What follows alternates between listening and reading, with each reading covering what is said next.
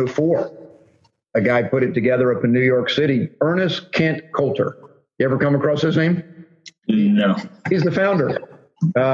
He was in the court system, and he saw all these kids coming in and out, in and out, in and out.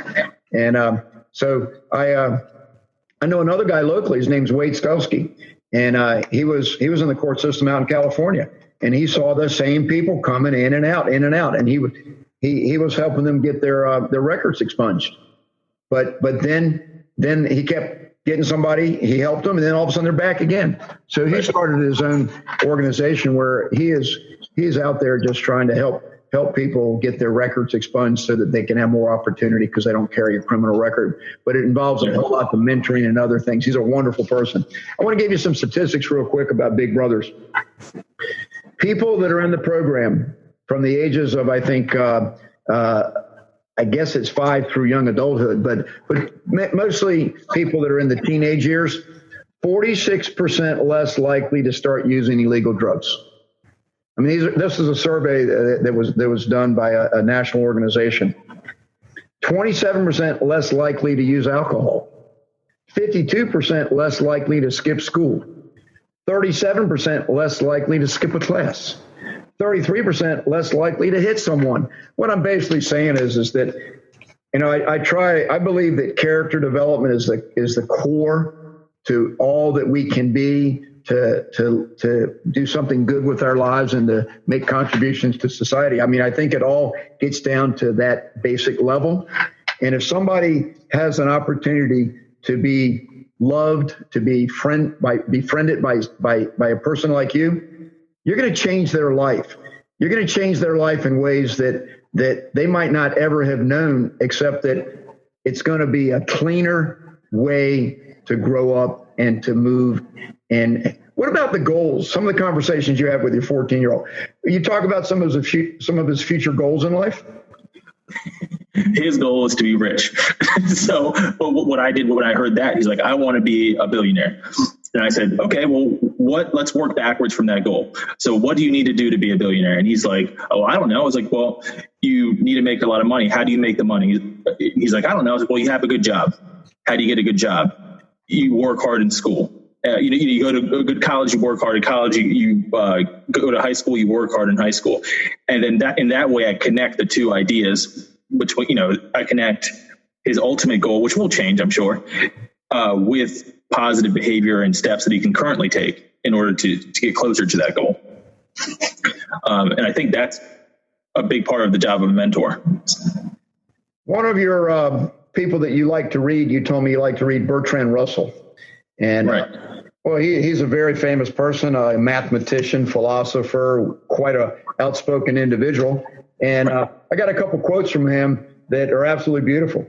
The secret of happiness is this: let your interests be as wide as possible, and let your reactions to the things and persons who interest you be as far as possible friendly rather than hostile. I mean, that's a great philosophy. It's like, be kind to everybody is what he's saying, correct? Yeah, he's got a lot of stuff. What is it that you like about him? I was initially drawn to him because he was a contrarian. He was, all the things that a lot of the quotes you probably see now ring true, but at the time he was a rebel in many ways, although he was, a professor, a famous professor and whatnot. I liked his humanism. He had some really interesting essays on what it is to be a good person.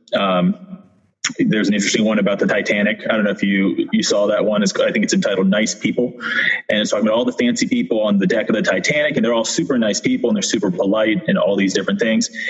But for a moment, they weren't nice when they got into their life rafts and they had to push the poor people into the water. And then as soon as they got just far enough out that they weren't in danger, they again became nice and polite. And just sort of talking about, you have to be a good person the whole time. You can't just cling to being polite. So you obviously have put a lot of thought and a lot of study into molding your character. And I think that Bertrand Russell, he is a humanitarian. I mean, his humanism is the better word. He really, he's one of the deepest people I've ever come across. There's no question about it. I mean, he's a philosopher and everything else, but he really, really puts together knowledge and reason and good deeds. And he'll challenge things. When I read him, I mean, he was very, very deep. So I want to end the show with just two things. I always like to bring some scripture out, and I got a couple pieces of scripture that I think describe you very beautifully. John 15:12. My command is this: love each other as I have loved you. Matthew 5:42. Give to the one who asks you, and do not turn away from the one who wants to borrow from you. I mean, you're there for other people. I love that. And Romans 12:13. Share with the Lord's people who are in need. Practice hospitality. So I just think, and the last one I'll give is another Matthew. It's Matthew 5:16. In the same way, let your light shine before others, that they may see your good deeds and glorify your Father in heaven. You know, you're a living example of someone that's given of yourself, and I thank you for doing that. There's a story that you told me that I want to end the show with, though. That I was asking, what was it like to grow up? You know, a young child of immigrants. They couldn't speak English. And you gave me an example in the grocery store of a woman that overcharged your mother when you were with your mother, right? Well, what a beautiful story. Could you share that, please? I was this little, I can't exactly remember my age. I must have been like 10. I was this plump little kid. And my mom was at the store and she was buying things, and, you know, she was scanning the items, and the woman, the cashier, overcharged her mother for it. And my mom, you know, we didn't have much money. You know, $2 back then was like, you know, a mountain of money. And she started saying, you know, you look what you did. She couldn't say anything. She was completely powerless. And this is what we talked about when we talked about the story, about how she had, if you can't speak the language, you're just completely powerless. And my mom was pointing at the little screen, and there's nothing she could do. And I piped up and I said, you know, can I speak to your manager? You know, in my little 10-year-old voice. And that totally changed the situation. And I've thought about that throughout my life, and the power of being able to speak up for someone, which is what I do on a day-to-day basis. You know, being able to represent someone and say, no, stop what you're doing. It's not always that, but a lot of times you're in that position. So that's a beautiful story. And it really, like you said, you think about it every day, but how I know you and the kind of person that you are, that story of molding who you are back when you were 10 years old, it comes all the way through to who you are right now. So what do you got lined up for yourself? What's your goals for the next couple of years? Where do you want to end up? Who do you want to be when you grow up? Exactly. I like where I am right now. I have a lot of flexibility. I work with people I really enjoy working with. I hope to just expand what I'm doing, and continue, you know, keeping all the things I like in place while expanding the things that I'm, you know, looking forward to. I know that wasn't a real answer, but that's. Well, I don't want to disagree with you. I want to accept whatever you say. It was a real answer. It was a beautiful answer, and I just want to thank you for sharing some of your life with us today. And like I said, I brought you on to be a role model. And if anybody wants to get in touch with you, I would just say that would you like to put out any kind of a website or email or anything, or I'll just tell them to get in touch with me and then I'll introduce them to you. Yeah, sure. If you want to call me, it's 757-640-7212.